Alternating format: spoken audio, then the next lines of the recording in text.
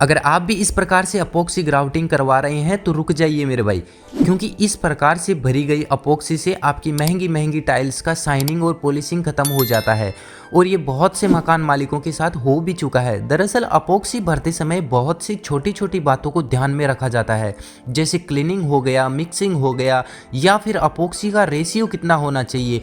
कुछ लोग इसे नॉर्मल ग्राउट समझ के भर देते हैं और बाद में पता चलता है कि अपोक्सी टाइल के जॉइंट के आसपास चिपक जाती है और कभी नहीं निकलती। आज मैं आपको अपोक्सी के बारे में A to Z बताने वाला हूं कि अपोक्सी ग्राउटिंग भरते समय आपको किन किन बातों को ध्यान में रखना है। तो वीडियो के लास्ट तक जरूर बने रहना और अभी तक वीडियो को लाइक नहीं किया तो प्लीज वीडियो को लाइक भी कर देना। तो चलिए शुरू करते हैं। अपोक्सी भरने से पहले मैं आपको अपोक्सी की पैकिंग के बारे में बता देता हूँ। दरअसल मार्केट में आपको अपोक्सी दो तरीके से मिलती है, एक जिसमें 2 कंपोनेंट आते हैं और दूसरा जिसमें 3 कंपोनेंट आते हैं। सबसे ज़्यादा 3 कंपोनेंट वाला अपोक्सी आपको मार्केट में दिख जाएगा। इसमें आपको 1 किलो से लेकर 5 किलो या फिर उससे भी ऊपर की पैकिंग मिल जाती है। 3 कंपोनेंट वाली पैकिंग में part A, part B, part C यानी हार्डनर, रेजिन और फिलर, ये 3 आइटम आपको देखने को मिल जाते हैं। अब टाइल्स में जहाँ पे आपको अपोक्सी भरना है उस एरिया की सफाई करके पहले आपको टाइल्स के जॉइंट में सादा ग्राउट या सीमेंट भर देना है और 2 से 3 mm तक वापस उसे ग्राउट या सीमेंट को खाली कर लेना है। इसका फायदा ये होगा कि जॉइंट्स में अपोक्सी की खपत भी कम होगी और साथ ही साथ अपोक्सी के नीचे किसी भी प्रकार का कोई भी एयर नहीं रहेगा। सादा ग्राउटिंग करने के बाद आपको उसे अच्छे से सूखने देना है, उसके बाद ही अपोक्सी ग्राउटिंग की तैयारी करनी है। तो चलिए अब बात करते हैं अपोक्सी को मिक्स कैसे करना है।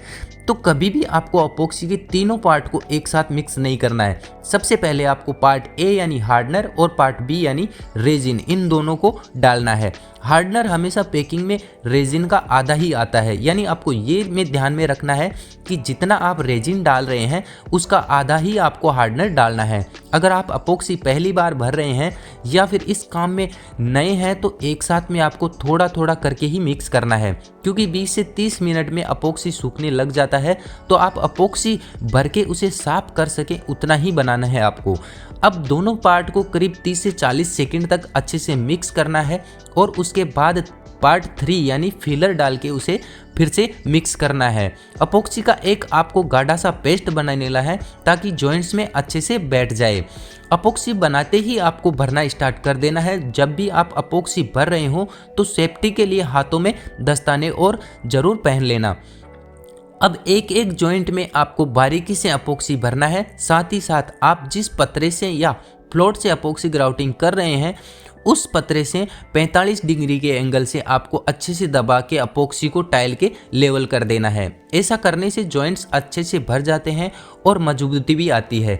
जितना पेस्ट आपने बनाया है उसे भरने के बाद आपको जल्दी से टाइल की सफाई चालू कर देनी है। सफाई करते समय आपको बहुत सी बातों का ध्यान रखना है, क्योंकि यहीं पे अक्सर लोग गलती कर देते हैं।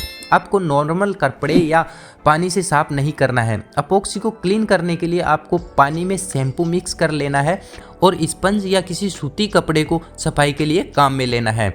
अब हल्के हाथों से जॉइंट के बाहर लगी अपोक्सी को हाथ को राउंड की शेप में घुमाते हुए साफ करना है। शैम्पू के पानी से साफ करने के बाद भी अपोक्सी में जो हार्डनर आता है वो टाइल पे रह जाता है और वो कभी नहीं निकलता। इसलिए आपको करना क्या है, पूरी सफाई करने के बाद आपको एक बार फिर सादा पानी के कपड़े से सफाई कर देनी है और चेक कर लेना है कि टाइल्स पे किसी प्रकार का कोई चिकना पदार्थ तो नहीं रह गया हो। सब कुछ सही हो गया है और अपोक्सी आपने ग्राउटिंग कर दिया है तो जिस एरिया में आपने ग्राउटिंग किया है उस एरिया में किसी भी प्रकार का धूल या मिट्टी नहीं उड़ रहा हो।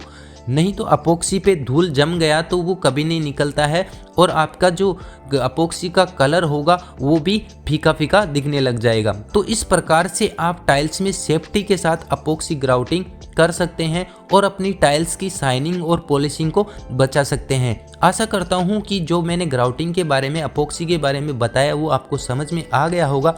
अगर आपको अच्छी क्वालिटी की अपोक्सी ग्राउटिंग खरीदना है तो आप मेरे अमेजॉन स्टोर पे जाके चेकआउट कर सकते हैं। जिसका लिंक मैंने डिस्क्रिप्शन में डाल दिया है और वहाँ पे आपको अलग अलग तरीके के जो आइटम है वो दिख जाएंगे, तो यहाँ वहाँ से आप जाके खरीद सकते हैं। और अपोक्सी से रिलेटेड आपके कोई भी सवाल हैं तो मुझे नीचे कमेंट कर देना, मैं आपको जवाब दे दूंगा। तो मिलते हैं एक और ऐसे ही जानकारी भरे वीडियो के साथ, तब तक के लिए अपने घर को सुंदर और मजबूत बनाते रहिए।